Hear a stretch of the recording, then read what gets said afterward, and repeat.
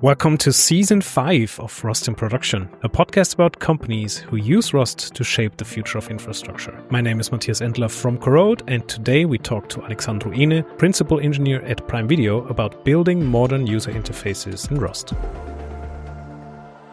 Alex, thanks so much for taking the time. Can you introduce yourself and the company you work for?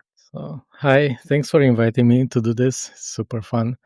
I'm Alex. I'm a principal engineer for Prime Video London. I've been with them for about 8 years, actually almost 9.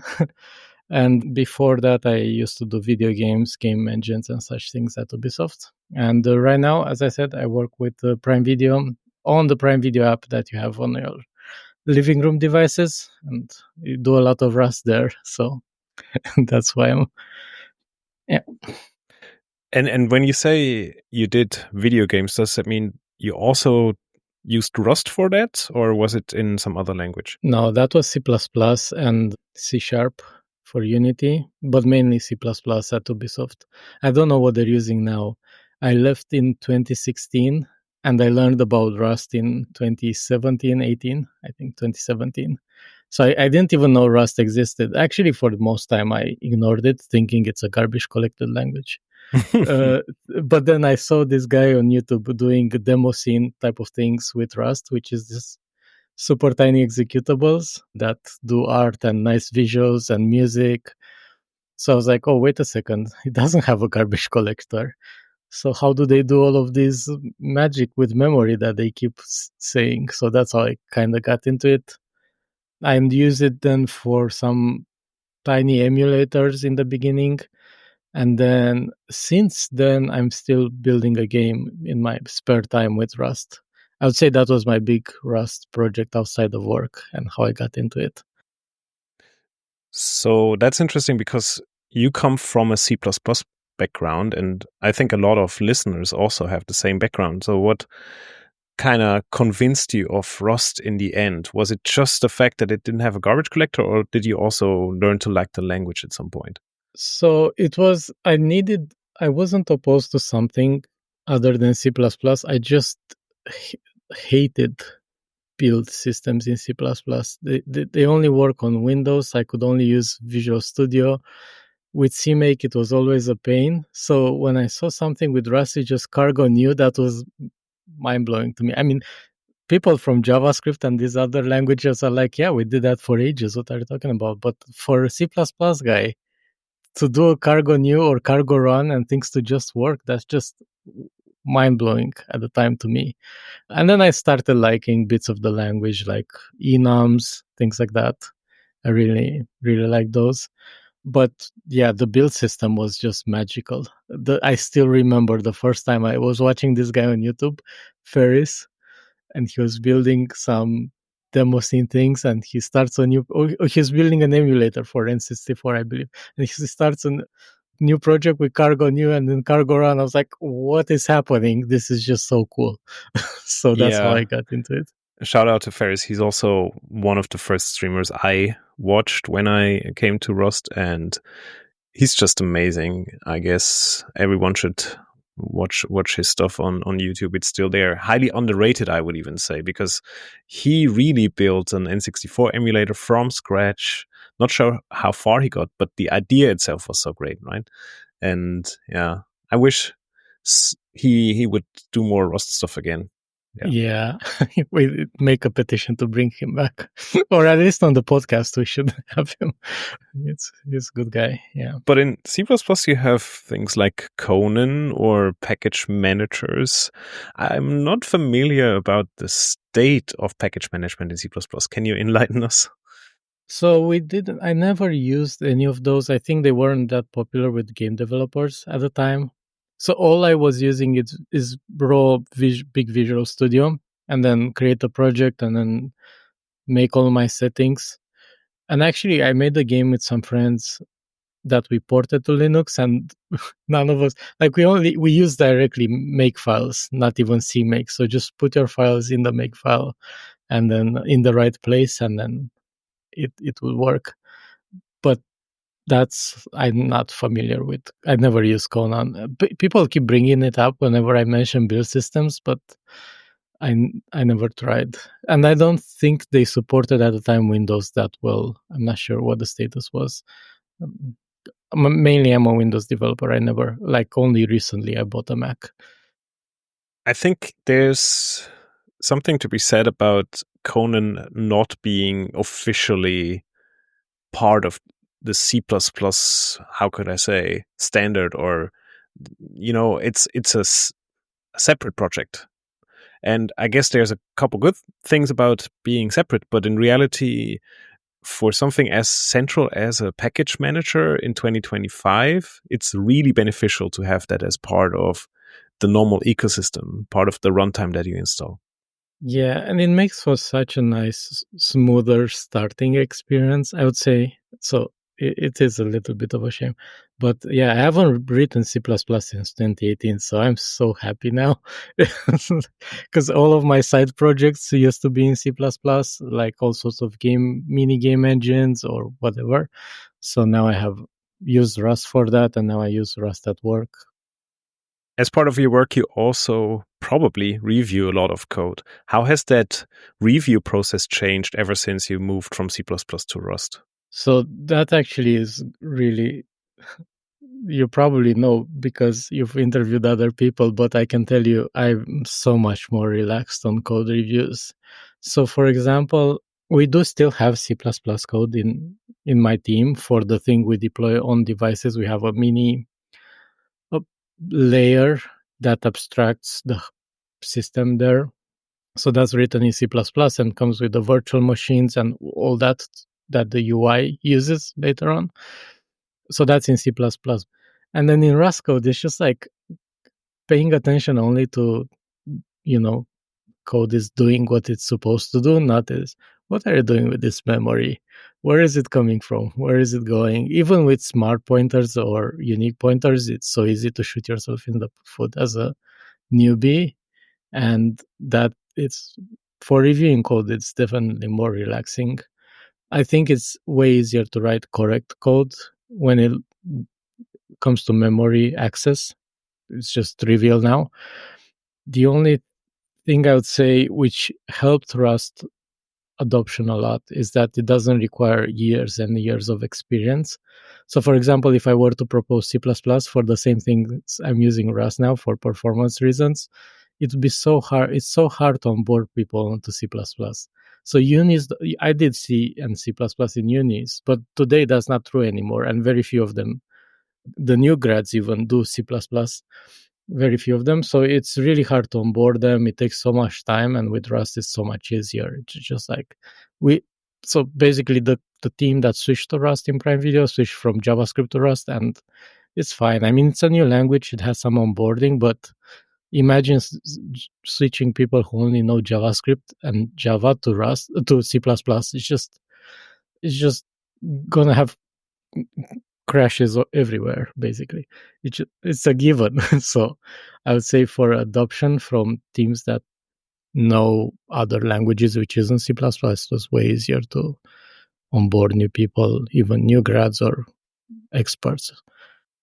So to summarize, the difference between reviewing C++ code and Rust code is that in C++ you need to be really careful with where memory goes. Like memory management is way more central in the review process, whereas in Rust it's more about the business logic. It's more about the data flow, but not on a systems level, more on a business logic level.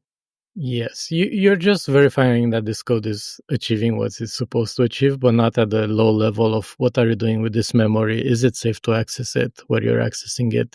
Are you sharing it weirdly between threads or so on? My main problem with learning C++ in the past was that there was so much hidden knowledge. There were so many unwritten things that you needed to know about this language. It was a big language that you needed to learn.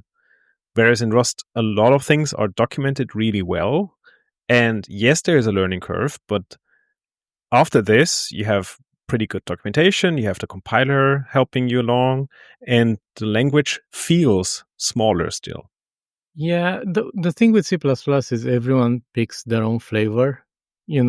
and then there's all sorts of parts Right. of the language that, oh, don't use that, but it's there. Like, as a newbie, you don't know what you shouldn't touch. Pointers are still there, like raw pointers, they're everywhere. They're just, and it's so easy to just access them to get around certain things that maybe they would catch. So like a unique pointer, oh, let me just grab the pointer out of this unique pointer and do my thing or whatever. And it's just maybe share it accidentally to some other place and then save it in some other place, and that's how you get use after free very easy.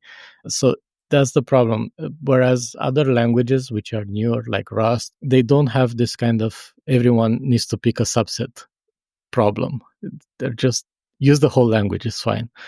The whole features are more cohesively implemented. So I think that's a big deal.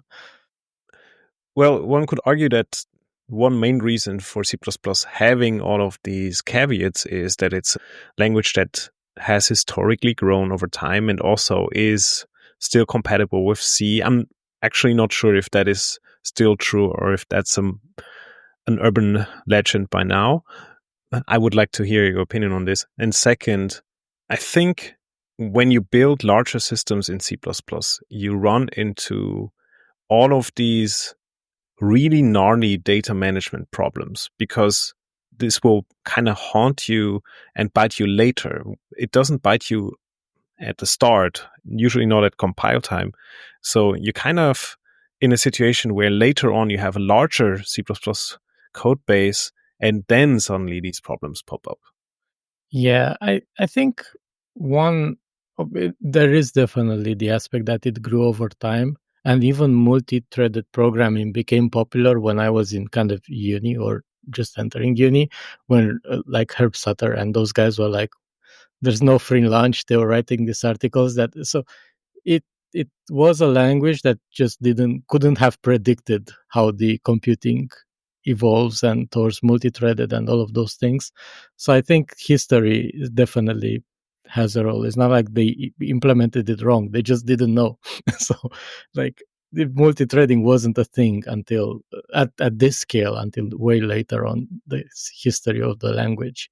So there were hard learned lessons by C++ there, whereas Rust already came with this benefit of hindsight and knowledge that was kind of occurred over time. So I think it kind of it's already had way more knowledge. So when they designed Rust, I assume they had way more knowledge about, okay, what does computing look like today? What are the common problems with other things? Let's fix those in a breaking manner, because it's not backwards compatible with C++ in any way, right? You only can, they don't have that constraint. So I think they did a really good job, the Rust designers and the people who contributed there. C++ keeps trying to do all of these things. There's various efforts, but honestly, I think they should probably stop adding things to the language. Just it's fine. We keep you keep adding. They added recently the something like option or result type of, and it's just so, it looks so ugly. Don't understand how people can criticize Rust for looking ugly. Like these guys who write C and then you look at C++ and C and C++, it's just, God, what's happening? It wasn't that bad when I started, honestly. C++ 11, okay, that's fine. It's just, that's a good language. Just stop adding things to it. What do you think about all of these recent security efforts by people like Björn Strustrup who try to make C++ safer? Is that going anywhere? I haven't kept up to date with those. I know there's some efforts. Herb, also the Microsoft guy, I think Herb Sutter, it was there. He also had some ideas, even with some sort of a smart, but I'm not up to date with what's happening there. And in general, about security in the fields I worked in, the threat models were such that there were other, performance was definitely on the first order of business rather than security. So for video game engines, for example, you're more concerned with that than security, especially for a single player game where you don't really interact with the outside, basically. So Do you think that performance and security are always at odds, or has Rust proven that you can have both? No, you can have both. And I think in good C++, you can have both as well. Today, from what I can see, the baseline libraries we use are in C, the OpenSSL and those things. Curl, everyone uses curl in everywhere, basically, and security is super important there.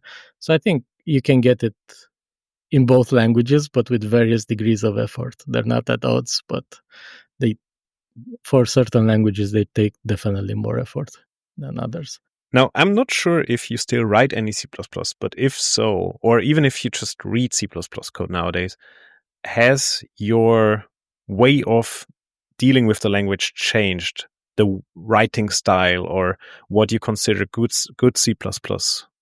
So I think one thing that helped me when I learned Rust is it kind of formalized the way you're supposed to think about memory and memory access patterns. So I don't think I was ever reviewing C++ code with the idea of, who has access in a mutable way to this data? I just didn't have these concepts in my head. I mostly look at stuff like, did you free it in the right time? And this maybe a vague concept of lifetimes, but not quite as formal as Rust makes it. So it definitely gave me at least some vocabulary and more structured way of thinking around catching those issues when I review code. Because in the beginning, I was just using Rust at home for my side projects and passion stuff. So then when I got to work, I was writing C++, and it made me think a little bit more like, oh, what's the order of access here? How long does this thing live? And it gives you a bit of vocabulary. So even if you write C++, I think it makes you a better C++ programmer. Yeah, and what have you done in Rust at Prime Video? So I'm just the guy who rewrites things in Rust slowly. Recently completing almost the whole app rewrite. So basically, I started working on the team I work in is the client team, which is a little bit special because we work on living room devices. So basically, the way Prime Video works, we have one application that goes on all of these devices, no matter how performant they are. So it could be all of the gaming consoles, all of the TVs, set-top boxes, streaming sticks. They have the same application running on them, which has a tiny C++ layer, and it used to have a JavaScript and React layer on top. And basically, my work started in that C++ layer, and then I moved on and started rewriting parts of the JavaScript bit in Rust and WebAssembly. So instead of vending things over the air with a JavaScript bundle, now we send a WASM bundle that people download, and we have a WebAssembly virtual machine on the device that runs that code, mainly for performance reasons. But that's kind of a lot of the work I do. So recently, we started with the UI low-level bits, like, for example, just the scene management, animations, things like that. Those became Rust 5 years ago. I don't remember.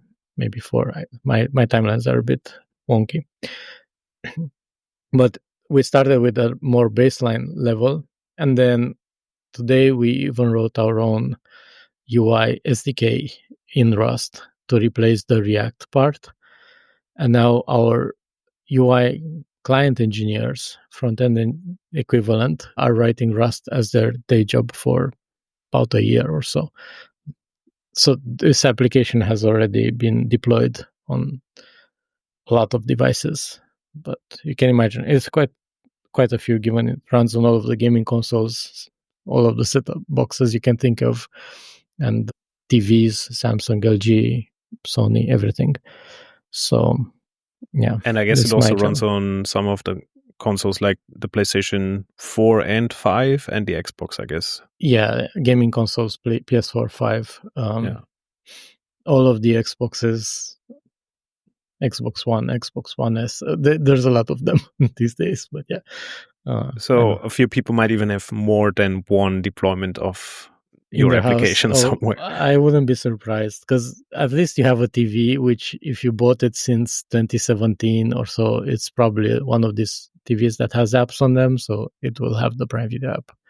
because they sometimes even come pre-installed, right? Yes. So this was one of the problems because, as I said, like the hardware in these devices, especially the cheaper TVs or the set-top boxes, isn't super powerful. Even on the streaming sticks, they're powered by USB, right? So you can have crazy good hardware inside because it's just whatever a USB connection can feed. So basically, ideally, we would write our code into something like C or whatever, Rust. From the beginning, let's say Rust wasn't on the table, but we would do everything in C++ and have the best performance ever because we already had it for the native layer. The problem is on these devices, you don't have app stores. So sometimes your app goes with the firmware update. Sometimes it's quite a manual process.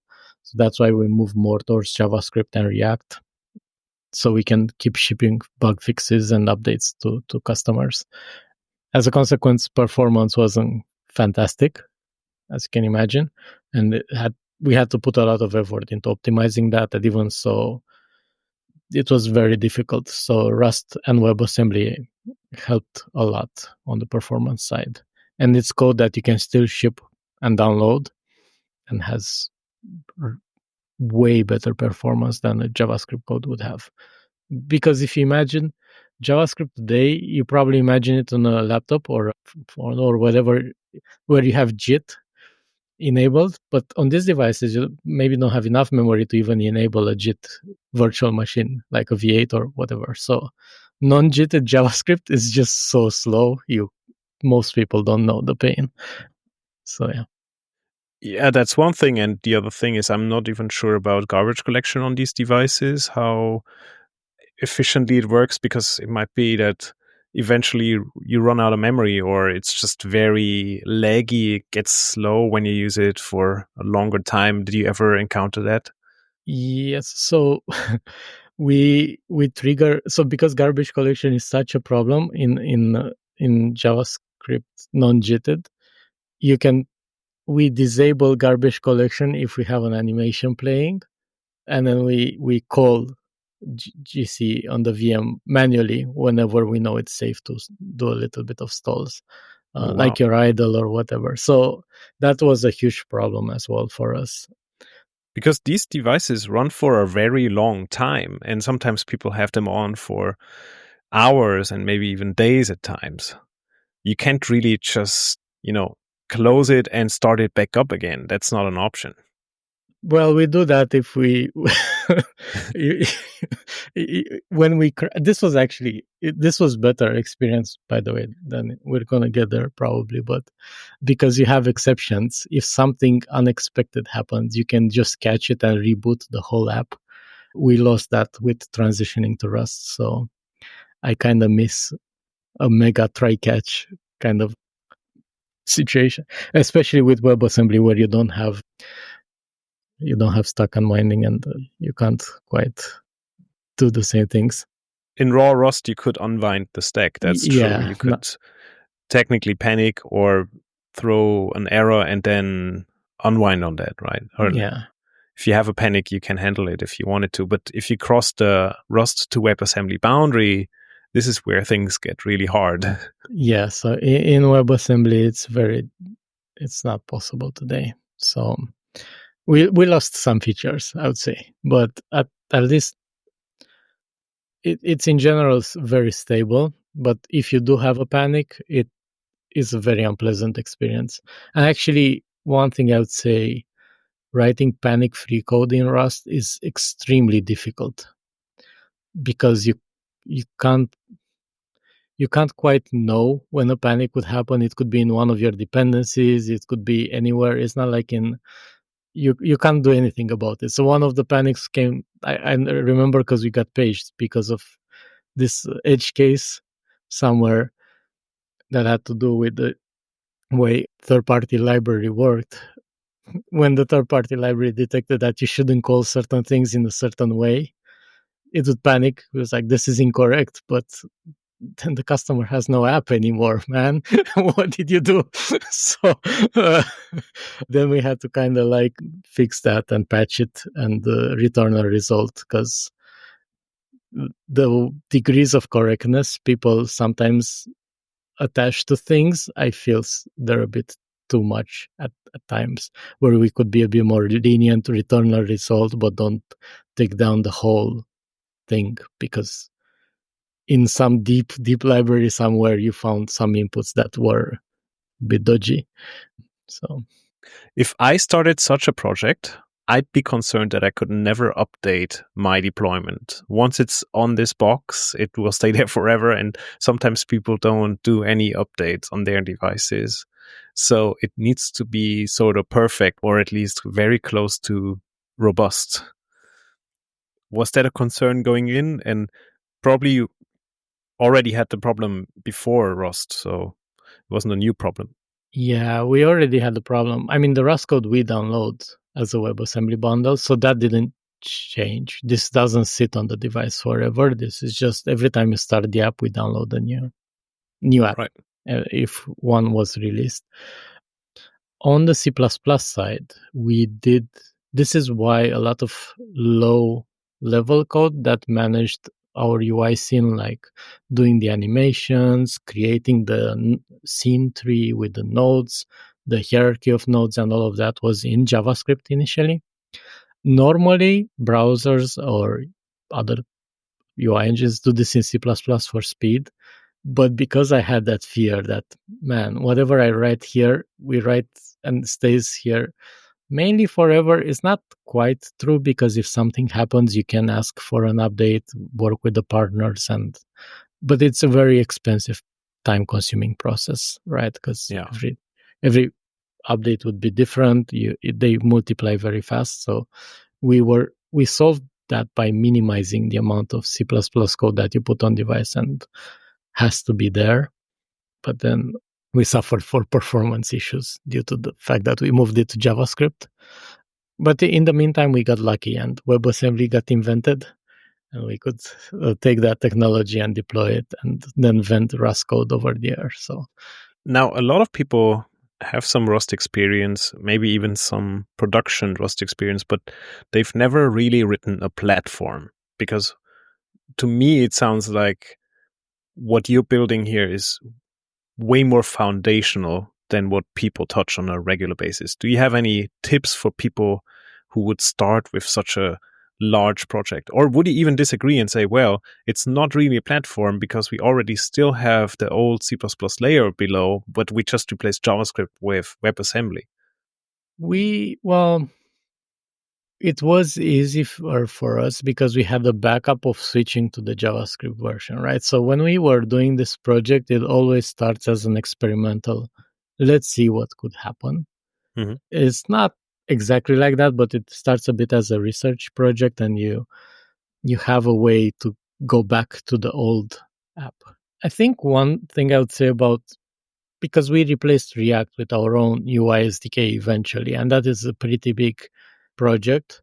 I think you're right. It is a huge, and it's not foundational because we have only one client, one app that uses us, right? So it's not like we're React that has to service billions of projects. But I don't think you can build these UI SDKs without fully, deeply understanding the problems in the things you're wanting to replace, right? So this was for us an 8-year journey overall since I've been there, and probably longer because the app existed from before me.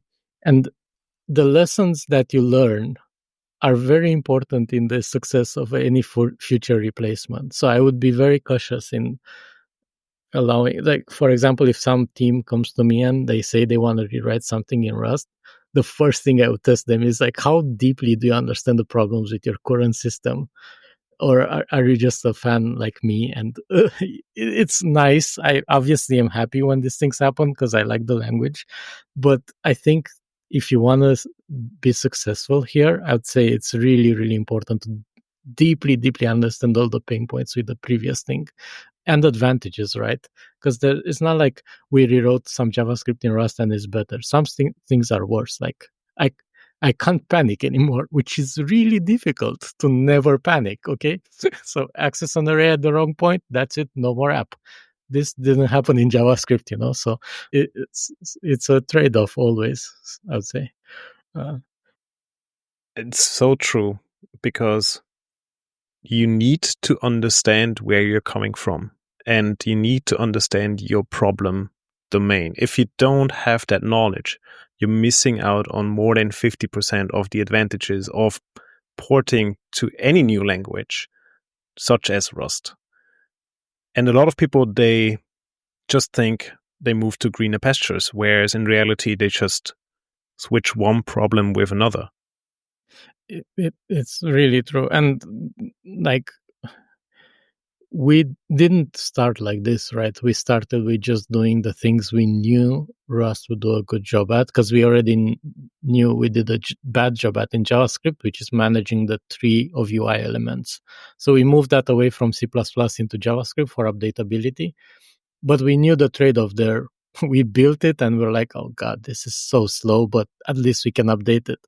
So when we made the decision, let's keep the React app, but put the management of UI tree in Rust and WebAssembly in a different VM, and these two things communicate through some message bus, then it was kind of an easy choice starting from a smaller project. And it has a backup. You can always fall back to the thing that works. And it gives the team breathing space to kind of research here and deploy it without even having a billion teams collaborating. This initial thing where we moved the UI tree management to Rust, I think was done by 7 people over a 7-8 month period, but they didn't interact with the other teams. Didn't even know we switched the thing underneath them, so it was quite nice. When we rewrote the UI, everyone knew because there's no way you impact a lot of people, but at least you come from a more experienced. You already deployed it in production once, you have quite a bit of experts in the team, so it's a bit of an easier sell. I guess the transition was also easier because you kept the React part and then you had this bridge to WebAssembly and to Rust. So you didn't have to replace the full thing. It wasn't a complete rewrite from the get-go. It was more or less a gradual adoption. Yes, yeah. We did one thing at a time like that, one screen, page at a time, basically. Yeah. Interesting that you went page by page, sort of. Because the way I thought about it was you kind of started with animations, or was that not the entry point? Yeah, we started with the animations and those things, but the pages were still in React. But by the time we moved pages to Rust, it was one page at a time, because we didn't want to have on the same screen both JavaScript code changing the screen and Rust code changing the screen. So the way they're separated at the lower level in the engine, it's two different worlds. Like in the ECS world, they're completely separate entity component systems for those worlds. We use entity component systems there, which is what Bevy and those engines use in Rust. So it's a bit like a 2D engine, but they're like two different separate worlds for us. So we didn't want to deal with one thing. If you do that, which is very problematic, is focus management. So focusing a thing that may have been a React UI element from a Rust UI element, it's just very brittle to keep track of all of those things. So it was simpler for us to move a whole page at a time. It simplifies things, which helps delivering it faster then. That means that if you use the app, you might have switched between JavaScript and Rust multiple times throughout the interaction. Yeah. So we started with 3 pages, and then we kind of order them in order of use and complexity. Well, this was one of the things that was called out by people in Amazon. We review a lot of docs with directors, VPs, and so on when we do these big changes. And a lot of people are a little bit concerned that it will look jarring to go from the super smooth Rust pages to the old JavaScript pages. And how do we make sure it's not like shocking?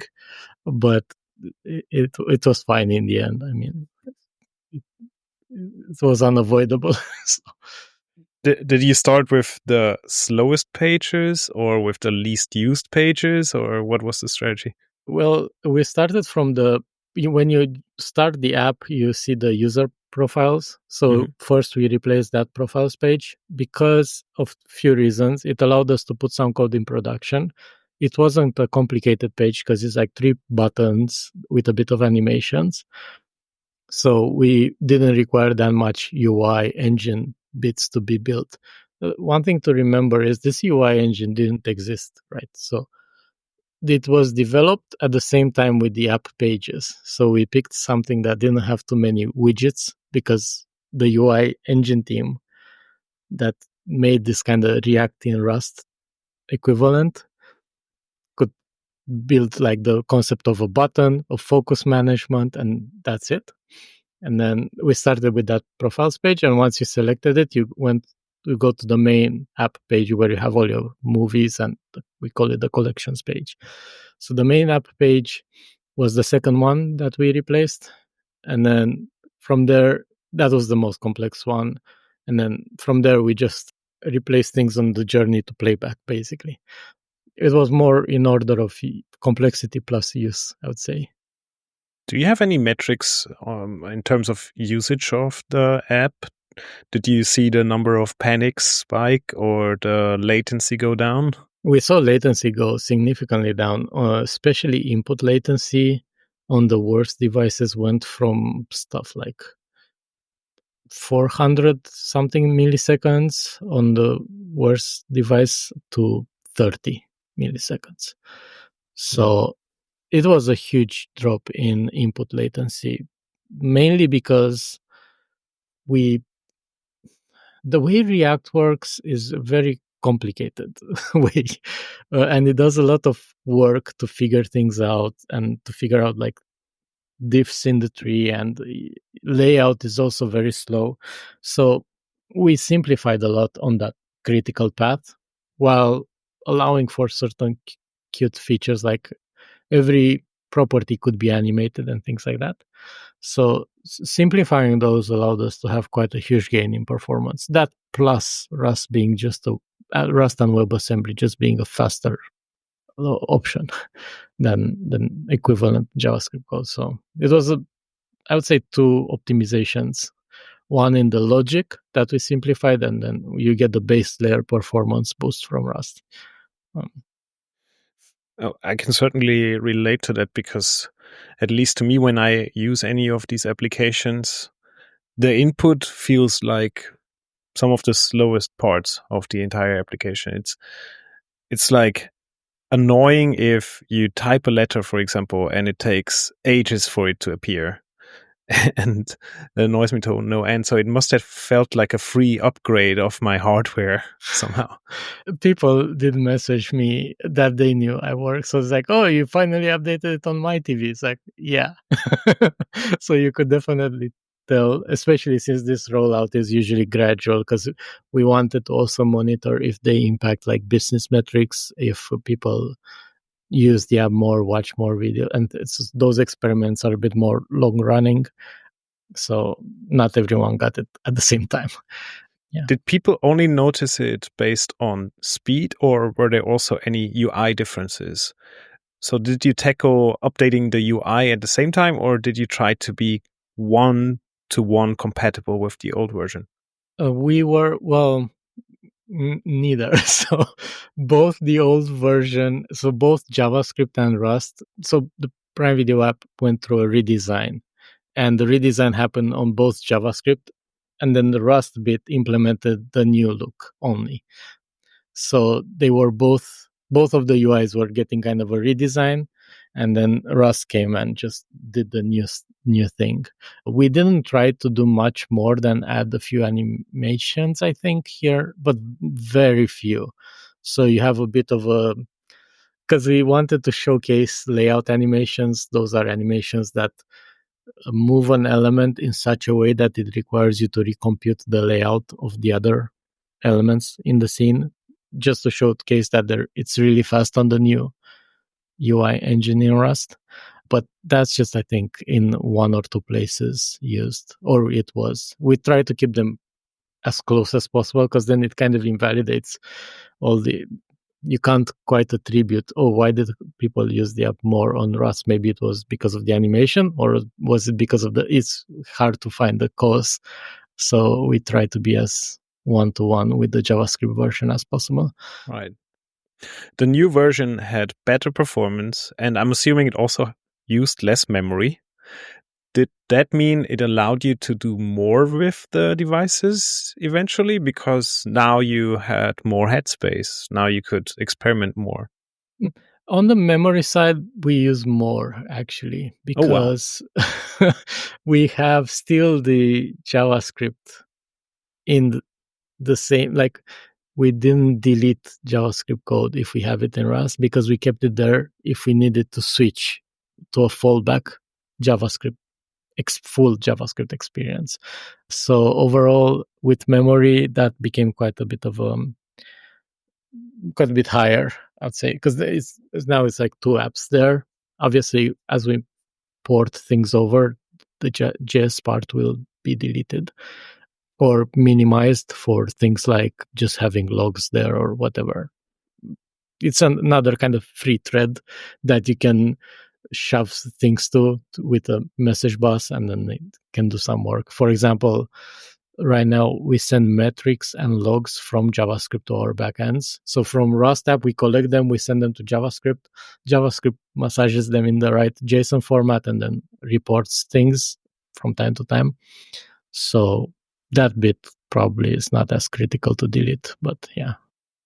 So running JavaScript and WebAssembly VMs in separate threads is interesting. And how do you handle synchronization and state consistency between those two worlds? You mentioned message buses, maybe one or multiple, I don't know. Is that the way you generally handle memory synchronization, or are there some other patterns? We don't quite fully share memory. Well, you can't fully share memory because the way of WebAssembly memory model is. So we just send messages between the two virtual machines, and through messages, they synchronize their state. So for example, let's say you want to synchronize the history stack. Like if you press back, where would that go? You just send a message that, hey, JavaScript updated and so on. And then it's just message passing. That's all it is. And similarly, JavaScript can tell the Rust VM. It's usually one of them is the source and the other one is just synchronizing with the source. So there's only one source of truth that propagates its state to the virtual machine that just follows. Yeah, I guess one of the big advantages of using a message bus here, and please correct me if I'm wrong, is that you avoid interrupting either world. So, for example, if the WASM thread does any work, it does not need to react immediately to a message coming in, right? No, yeah, and it's also way easier to implement than anything else, basically. So you can always pull a message whenever you want, whenever you have time to deal with them. Exactly. So they're not, obviously, if it takes a long time to process a message, you've blocked the UI there. So it still has those problems, but it gives you a bit of wiggle room on how you, And while you did that transition, did you fix any bugs? Did you find any logic bugs in JavaScript? Any incorrect behavior that you were able to clean up then? Or even just technical debt as well to reduce the maintenance burden? No, but I can tell you one thing I did. When I was porting things from JavaScript to Rust, I found a place in the UI that was a bit dodgy, and I did it the right way. I think it was to how some transparency was being calculated, or I don't remember. And I broke the app. So basically, then I became very careful into telling people, please maintain whatever JavaScript was doing. That's the ground truth. We're not thinking here. We're porting it over. Let's not try to. It's really easy to fall into the trap of, oh, let me do it the right way, but then you don't realize that other things on top of you dependent on it being wrong. Is that whole classic meme of whatever the API is doing is what the API should do. And yeah, we got bit by that a couple of times. me specifically, because I was feeling so smug about it. It's like, look at this silly thing, I fixed it. And it's like, hey, Alex, did you notice this thing doesn't work at all? I was like, no. So yeah, it was I would say, because I rewrote a couple of these systems, one of my lessons learned is to just move it with whatever behavior it has and try not to be smart about that. And then you can iterate on things later.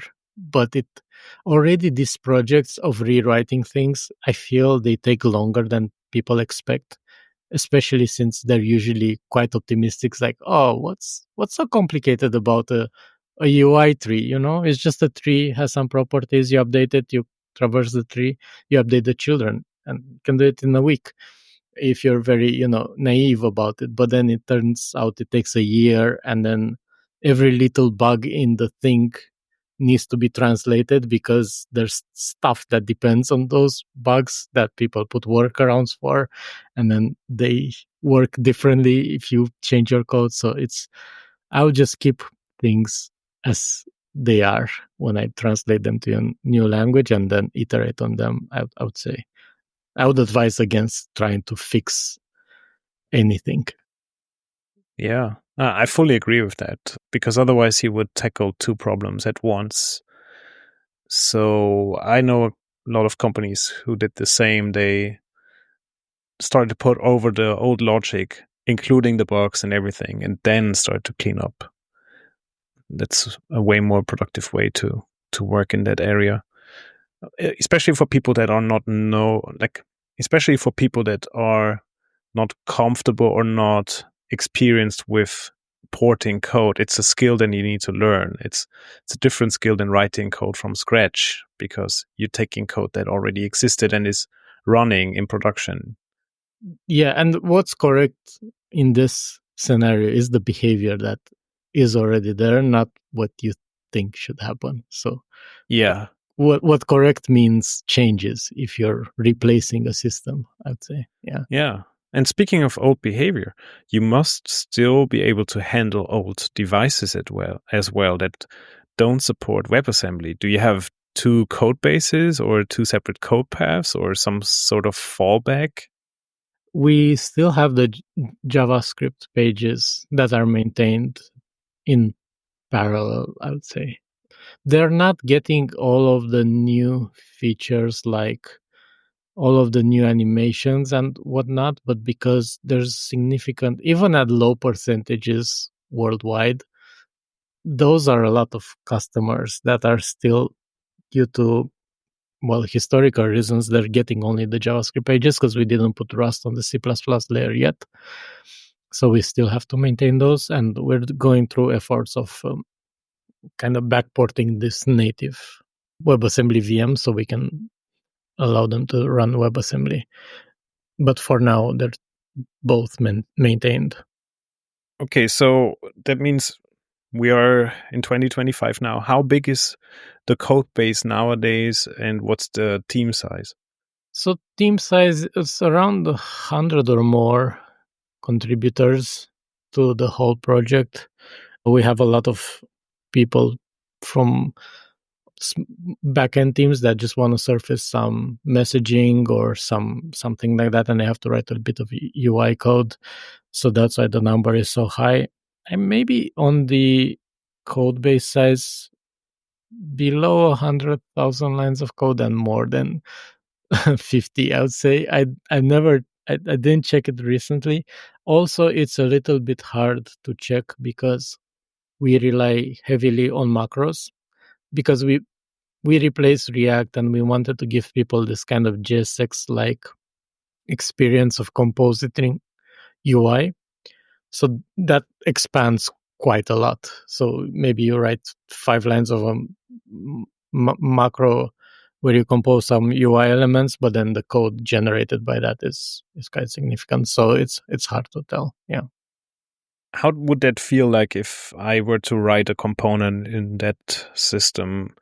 Would it be easy for me even if I wasn't a Rust developer, or would it be very specific? You mentioned the macro and it being a bit JSX-like. would I be able to understand as a JavaScript developer, or would I need to learn Rust for real first? So I think on the UI programming side, so the if you're a front end type of engineer, Yeah. you don't need to learn that much Rust to be able to write code. The reason for this is that we are very relaxed with copying data in the UI side, and we wrap stuff in RC pointers and things like that. So they don't quite hit ownership issues that you are usually having to deal with when you write new Rust code. It's not super optimal, but it doesn't matter. Compared to JS, is way faster anyway. So we have this. We used to use Leptos for this framework for effects and signals, and this is very familiar to people who know React or Solid.js and those type of things. So in that sense, it's a bit easier. I think in general, when you go to Rust from a higher level language, it's easier because I don't know what's happening in that browser underneath me when I write React code. This code sometimes is being called once every time I click a button. This other code is being, because it's not like you read the code and that's how it's executed. It's always, they go into different places. So I think in our framework, if you read the code, this is how things are happening. We just expand it so you don't have to write a lot of things by hand, but there's no magic except maybe in the effects and signals, which are still a little bit like magic because they're functions that are called when you set a value on another thing.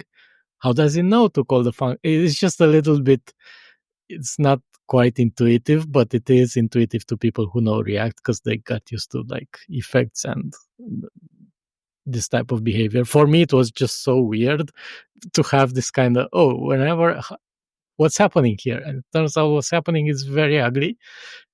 It's horribly ugly, but it's the way reactive UI works, right? Because Did you have to port that stuff over to Rust, or did you find a different way to solve that? so that is already done by Leptos, and there's a few reactive frameworks that we relied on. We eventually moved a bit away from it because we wanted to optimize certain things, and I think the open source projects is going a bit in different direction. So for simplicity, we had to change some stuff there. But basically, there are libraries who did this, and I think those type of libraries pushed what's possible with Rust UI in general and making it more pleasant to use for people who are front end engineers. Do you use a fork of Leptos now that you maintain yourself? And which libraries did you mean? So there's a few reactive ones. I don't remember the name. We used to use Leptos and then forked it and then wrote our own thing on top instead. Yeah. And the libraries that you mentioned, the ones that allow you to do the signal or event handling in Rust? No, this is the signal. So Leptos is basically signals, effects, things like that. They do provide also a way to declaratively do your UI, but we didn't use that. We only use the signals bit. Very early on in our conversation, we talked about game development. And I wonder how much of that design was inspired by game development, or how can you compare those two worlds? I understand that this is not a game, but it feels like you have things that are similar to games, like reacting to events, some sort of UI, some sort of event loop. And maybe can you compare those two worlds? And how did you model that? I'd say basically it's a lot like a game engine under the hood. So right now, Bevy popularized this, but we also use entity component systems for all our low level bits. So while we kept front end engineers happy with Leptos like things with effects and signals and this reactive way of writing UI, under the hood, it's basically a game engine more or less. So it has entity component systems, it has systems. Every UI element becomes an entity, and we attach components to that entity based on what behavior it needs to have. And then we have systems like the focus system that looks at every focusable entity and takes the focusable component and does stuff based on your input. So it's very, very close to a game engine. One thing we maybe didn't add and are added later, which I think makes it a bit different than a game engine, is async stuff. Like we didn't allow async in at all, basically, because you had no runtime. So you can't do anything with what do you do with a feature, right? So I wish we have added stuff earlier, and that's not a concept you usually find in video games, at least not the way you write it in Rust today with async whatever and Tokyo and all of these things. Is more like something you find on the back end, because async programming is like waiting on multiple things, whereas what a game does is processing multiple things. So it's more like you create some threads and you do work on those threads instead of waiting. So that was a concept that was added a bit later. So my understanding is that with entity component systems, what you want to do is do work in parallel on the same entity, just looking at it from different angles, a certain facet of, say, elements, and you only deal with these facets, but you do deal with them in parallel.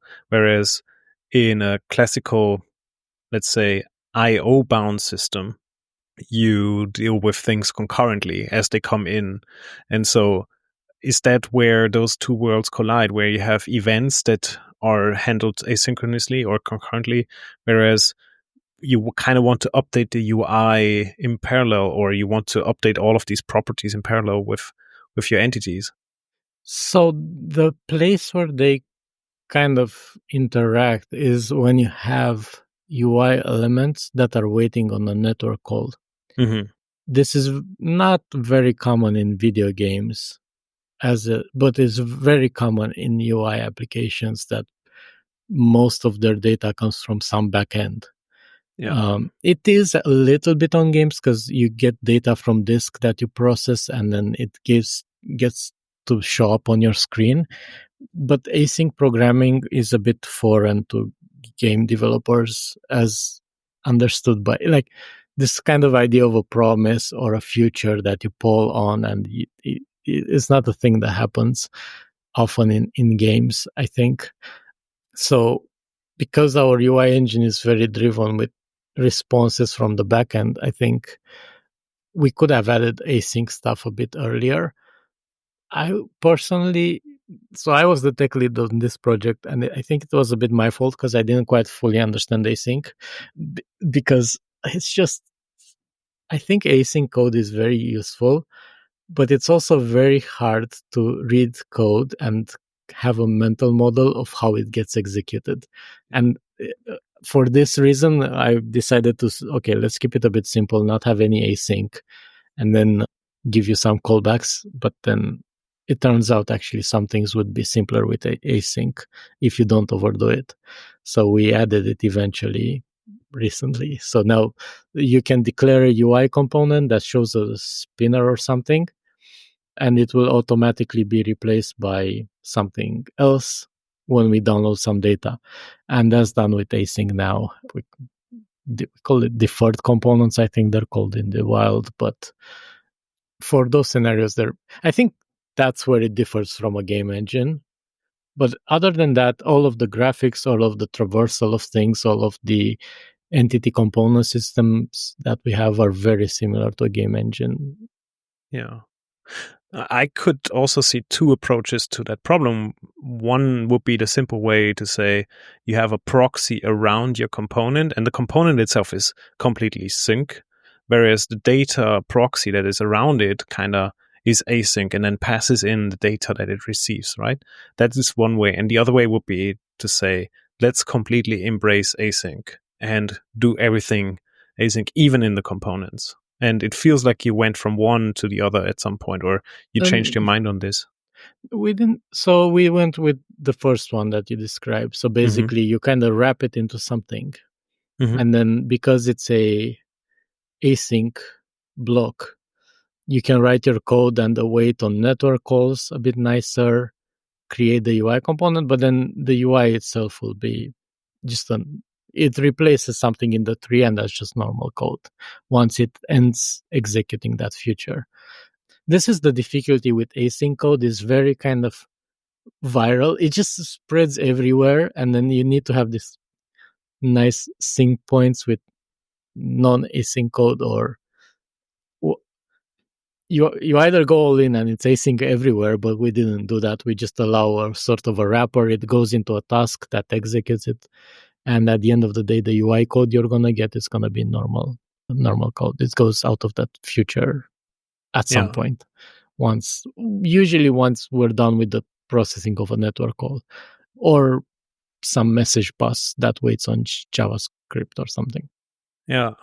In this case, it sounds like it was easier to keep the lower level components, the leaf nodes, sync and have an async runtime around it. Yeah. Because ultimately in UI, a lot of patterns are like set timeout. Those type of tasks can easily be async tasks as well, that you then run from time to time, and that's another place where you just as a UI engineer, you have this way of creating a function and shoving it in our executor, and then whatever comes out of it might be attached to the UI tree later, but it's kind of like an extra feature that you get rather than all the UI code is async everywhere. Do you port a lot of promises from JavaScript to Rust, or was it not the case? There were some around things that deal with network usually are like that, with fetch and then do something, and then you wait on those.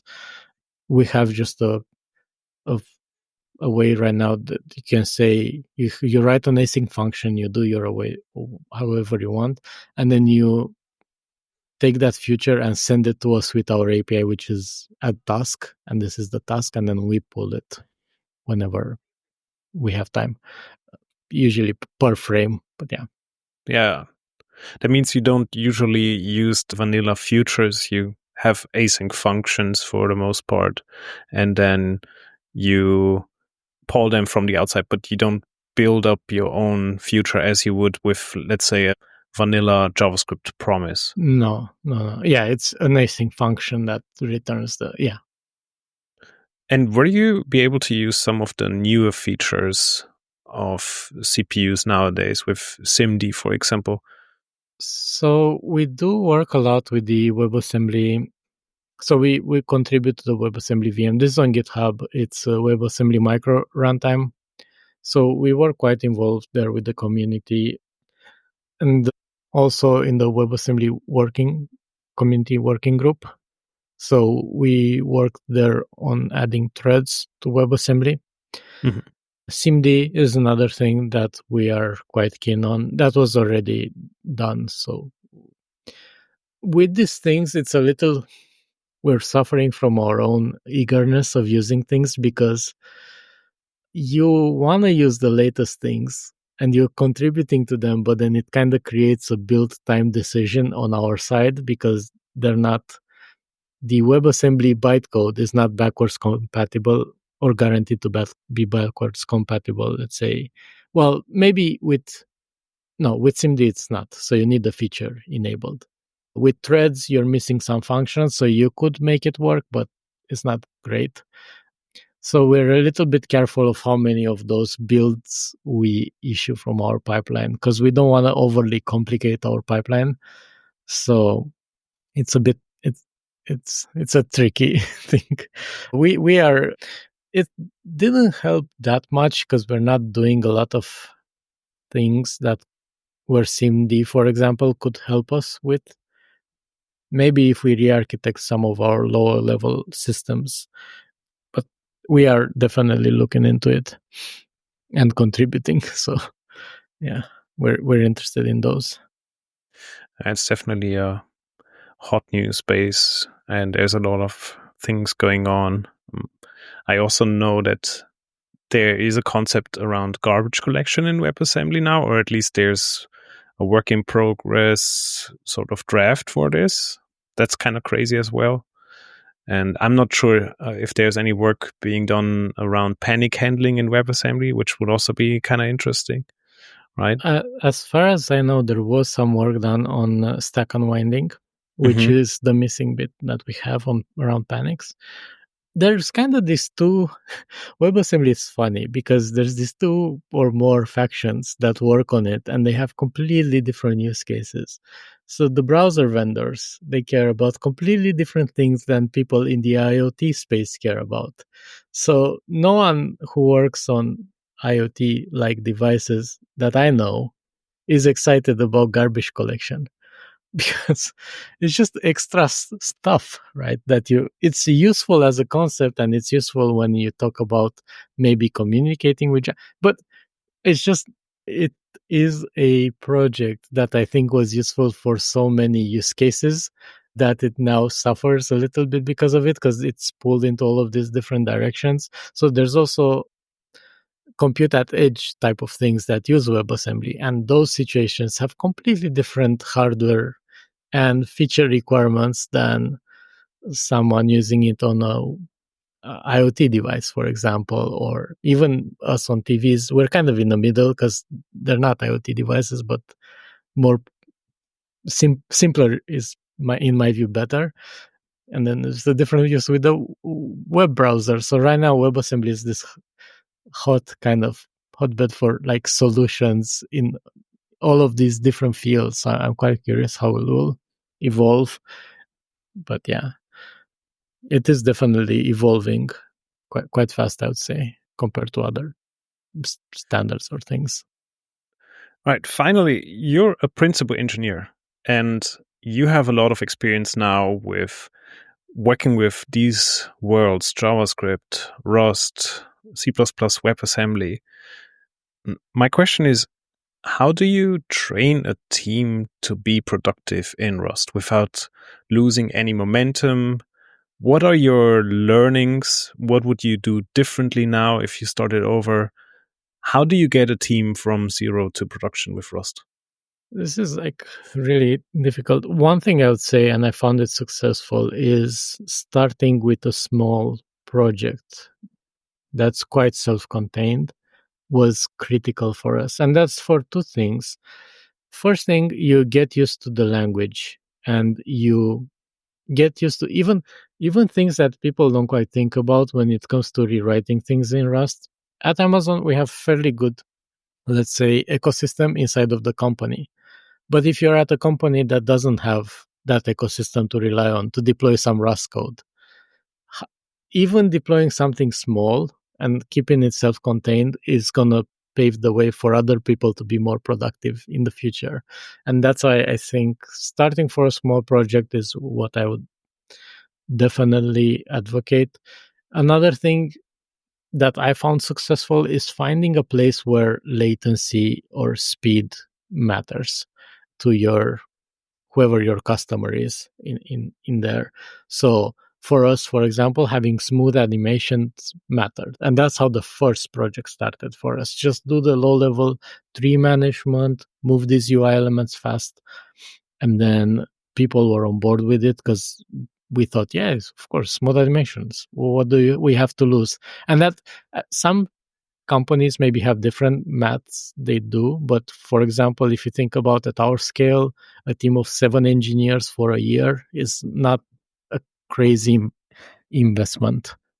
Maybe it's going to be 1 or 2 people for other companies for 6 months, but it will pay off, right? If you give people time and if you have a problem that could be solved by Rust. I would say usually around stuff like processing lots of data or doing something around that.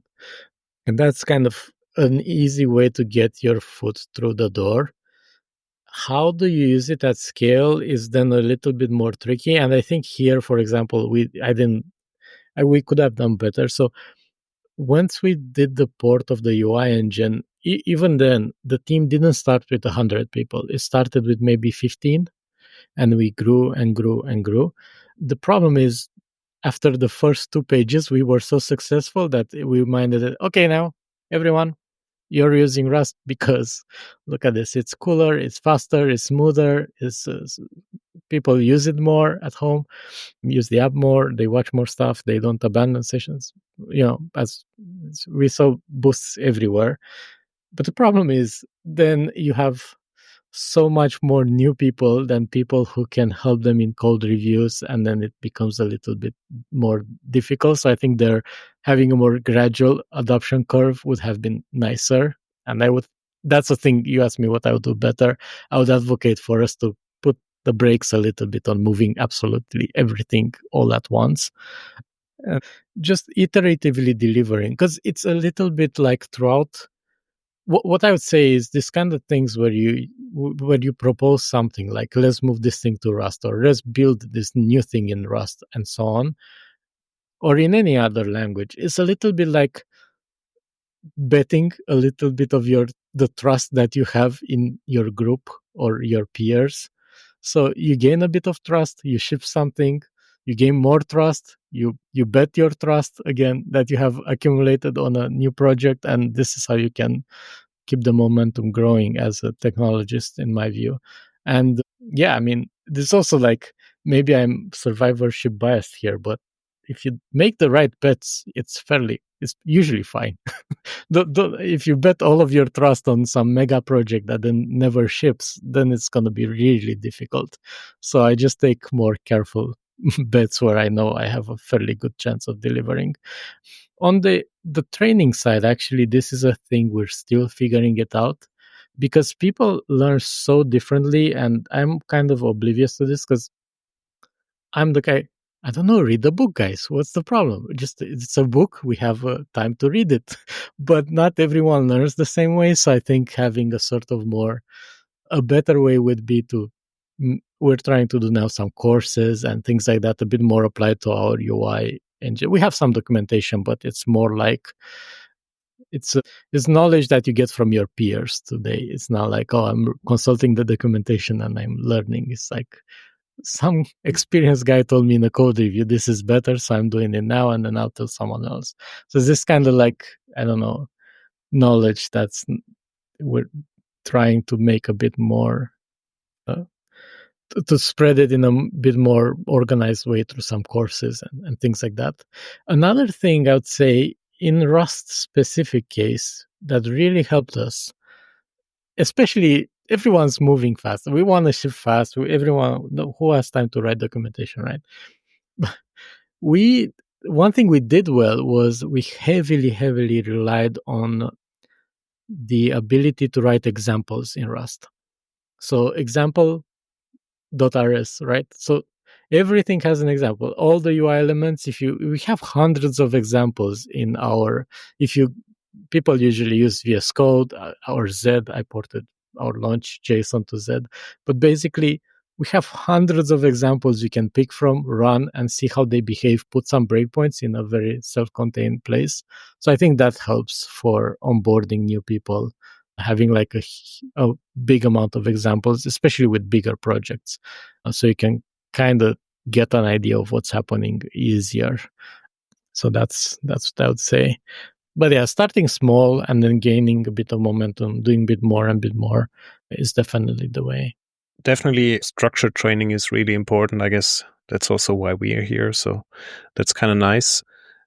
What do you look for in Rust engineers? You must have interviewed quite a lot. How do you know they, can quickly pick up the language? What are some traits that you see in the real world where you can judge how if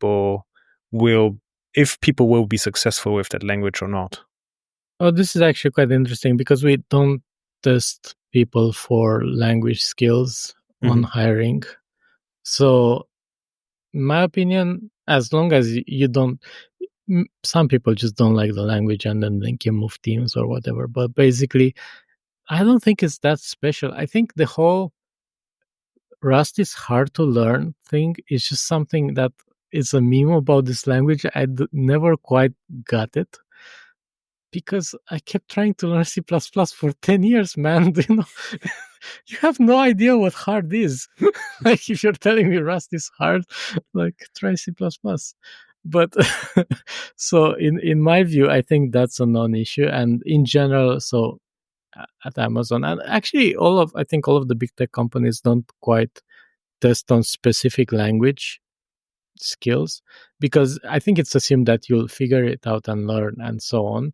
And also it's also assumed that you'll probably work with more than one language throughout your stay there. So it's not necessarily something that, but obviously if you're willing to learn, that's quite important, because if you're resisting this type of change, you don't learn, it's going to be harder for you to adapt, right? Maybe some people just want to read JavaScript, right? So then in that case, they can move teams or whatever. Like, it's a big company, but I would say overall, we don't do anything special for Rust training and for testing Rust skills. That's clever. Yeah, I fully understand. Traditionally, the final question is, what is your statement to the Rust community? Well, first of all, I'm really, really happy with everything. We have such a great array of crates out there to learn from. It's one of the communities, by the way, I really want to say this, that's been friendly as it grew. And I've never quite noticed this in another niche community that becomes more popular. It usually kind of degrades, but the quality in interaction has been very consistent with the Rust community. So I really like that. One thing I wish we were focusing on more in the ecosystem is build speeds, like iteration times, just getting those down. I think right now we more or less accepted that Rust will be slower to compile or whatever. But I think there's examples out there in other languages where people have gotten great results. Like Zig, for example, is pushing a lot on the build speed and the iteration time. And I think we all win if we can iterate in our codes super fast, like press whatever button you're pressing to run your code. And if that's like 2 seconds, it's just magical. Once it gets past a certain threshold, my productivity I get distracted. So I would just work a lot and investing on, if I had the power to invest in anything in the Rust community, I would say this would be a really good place to invest in iteration times and build speed to decrease them. Who knows, maybe at some point we will use cargo SIG build for building our Rust projects, because there is a SIG compiler backend for Rust nowadays. Yeah, especially for debug code where you don't need the whole optimizations from LLVM and so on. Yeah. Yes, I would like that. Alex, thanks a lot for taking the time. I really enjoyed the calm and level-headed conversation. Thanks for the interview. Thank you. This was lovely. Thanks so much for having me. I loved it. Rust in Production is a podcast by Corrode. It is hosted by me, Matthias Endler, and produced by Simon Brüggen. For show notes, transcripts, and to learn more about how we can help your company make the most of Rust, visit corrode.dev. Thanks for listening to Rust in Production.